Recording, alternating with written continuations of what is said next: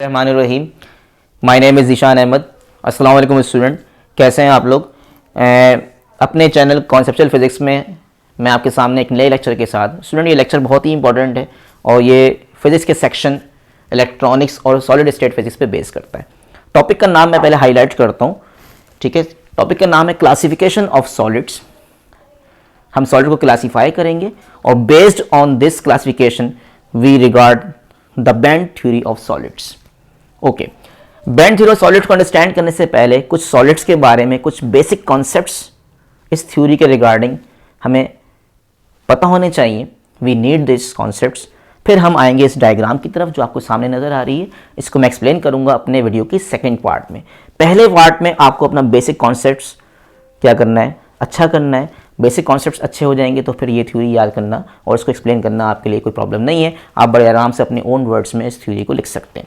Okay, तो अपने video के पार्ट 1 में हम सबसे पहले कुछ basic concepts about the solids हम बात करते हैं। स्टूडेंट्स, नेचुरली हमारे पास जो है सॉलिड्स को हम अगर केमिकल साइंस और फिजिकल साइंस में थोड़ा सा क्लासीफाई करें तो हम ये जानते हैं कि सॉलिड्स जो है वो हम क्लासीफाई करते हैं एज क्रिस्टलाइन फॉर्म, यानी सॉलिड्स क्रिस्टल की शक्ल में भी होते हैं, और कुछ सॉलिड्स ऐसे होते हैं जो पाउडर फॉर्म में होते हैं जिनको हम कहते हैं एमॉर्फस फॉर्म या एमॉर्फस सॉलिड्स। दोनों ही सॉलिड्स हैं, बट हम यहाँ पर क्रिस्टलाइन फॉर्म को और एमॉर्फस सॉलिड्स को डील नहीं कर रहे। मैं सिर्फ ये बताना चाह रहा था कि केमिकल साइंस में हम सॉलिड्स को दो तरीके से डील करते हैं। कुछ सॉलिड्स ज्योमेट्रिकली अरेंज होते हैं, उनके इंटरनल स्ट्रक्चर या इंटरनल लैटिस जो है इनसाइड एटम्स क्या हैं, ज्योमेट्रिकली अरेंज फॉर्म में आपस में लिंक बना हुआ होता है, इस तरह से मिलते हैं। और कुछ सॉलिड्स हमारे पास एज एमॉर्फस फॉर्म्स होते हैं, यानी पाउडर फॉर्म में होते हैं, बट उनके एटम्स क्या हैं, आपस में अरेंज तो होते हैं but they are not geometrically arrange, ठीक है। उनको कोई खास रेगुलर पैटर्न नहीं होता। इनको हम पाउडर फॉर्म या एमॉर्फस फॉर्म के नाम से जानते हैं।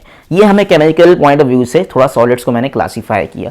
यहाँ पर हम क्लासीफाई जो कर रहे हैं सॉलिड्स को not in crystalline form, not in amorphous form, बल्कि हम बात कर रहे हैं नेचर में जो सॉलिड्स हैं उसको हम 3 ग्रुप्स में डिवाइड कर सकते हैं।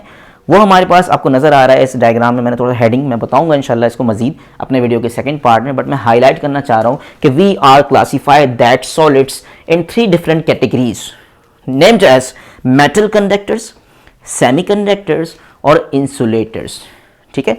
ये तीनों टर्म्स जो हमारे पास सॉलिड्स को क्लासीफाई करने के लिए मैं यहाँ पर मैंने नेम की, इसकी नेमिंग के रिगार्डिंग हम असल में डिस्कस करना चाह रहे हैं कि सॉलिड्स की कुछ प्रॉपर्टीज हैं depending on their conductivity of the material, यानी कितना अच्छा करंट पास करेगा कौन सा सॉलिड, कितना अच्छा कंडक्टर है, ठीक है। और बाज़ वक़्त हम ये भी डील करते हैं कुछ सॉलिड्स ऐसे हैं जो करंट को कंप्लीटली ब्लॉक करते हैं, यानी करंट को गुजरने नहीं देते। There is no conduction of current, they are known as insulator. तो लोअर क्लासेस से आप पढ़ते आ रहे हैं कि कंडक्टर वो बॉडी है जो परमिट करती है, that permit the flow of electrons inside their lattice structure. अब ये करंट क्यों पास होता है हम इसको डील करेंगे रिगार्डिंग दिस थ्योरी। इस तरह इंसुलेटर क्या है, उनमें से कहने इंसुलेटर का मतलब क्या है, हमारे पास ऐसे मटेरियल जिनमें से करंट पास नहीं होता। फॉर एग्जांपल वुड हो गया, लकड़ी हो गई, हमारे पास इंसुलेटर है। इस तरह प्लास्टिक हो गया, रबर हो गया, मीका हो गया, ये सारे मटेरियल्स जिनको हम यूज़ करते हैं एज इंसुलेटर।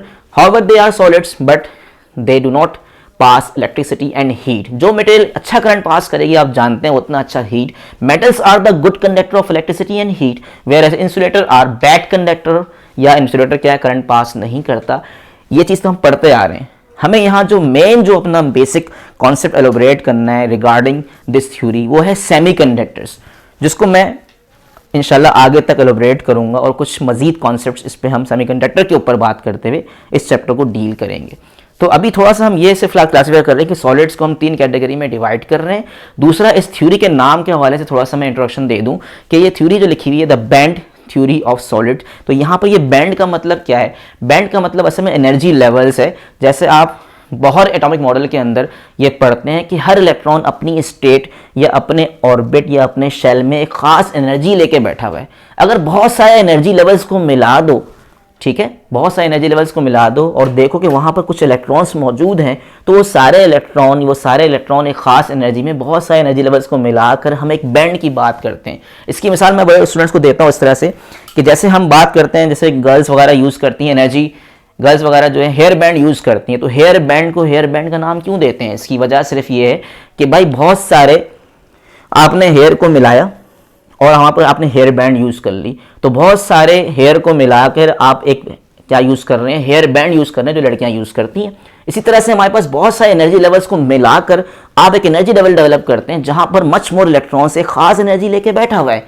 तो यहां पर बैंड का जो रिफ्लेक्शन है वो असल में क्या है, बैंड एज एनर्जी बैंड है, और बहुत सारे ऑर्बिट या ऑर्बिटल्स को मिलाकर वहां पर इलेक्ट्रॉन एक खास एनर्जी लेके बैठा हुआ है एट अ टेम्परेचर। यहां मैं ये भी डील करूंगा इंशाल्लाह कि आपको ये बताऊंगा कि हर इलेक्ट्रॉन एक खास एनर्जी पे बैठा हुआ तो है।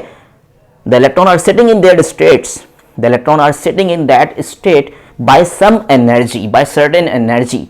वट वो एनर्जी, और बहुत सारे एनर्जी लेवल्स को मिला लें तो वो बैंड एनर्जी कहलाएगा। इस बैंड एनर्जी को डिफरेंट साइंटिस्ट ने अपने थ्योरेटिकल एक्सपर्ट्स के अंदर नाम दिया। कुछ ने कहा ये एनर्जी बैंड है, कुछ ने इसको ऑर्बिटल का नाम दिया। बहुत सारे ऑर्बिटल्स ओवरलैप कर जाते हैं, इनको कहते हैं डिजेनरेट लेवल्स भी कहते हैं। केमिकल पॉइंट ऑफ व्यू से हम जब पढ़ाते हैं तो हम कहते हैं भाई केमिकल साइंस के हवाले से they are known as energy band, they are known as energy band या एनर्जी लेवल्स या एनर्जी ऑर्बिट भी कह सकते हैं। ठीक है, तो ये कुछ कॉन्सेप्ट था जो एनर्जी बैंड के हवाले से था, इसलिए इस थ्योरी के अंदर बात हो रही है बैंड थ्योरी ऑफ सॉलिड्स की ये थ्योरी बनाई गई है और 3 कैटेगरी में हमने डिवाइड किया। यहां तक हमारी वीडियो का पार्ट 1 हमने एंड किया है। पार्ट 2 में इंशाल्लाह हम डील करेंगे, इस डायग्राम को अंडरस्टैंड करेंगे और इसके रिगार्डिंग कुछ बात करेंगे। Thank you very much and अल्लाह हाफिज, टेक केयर।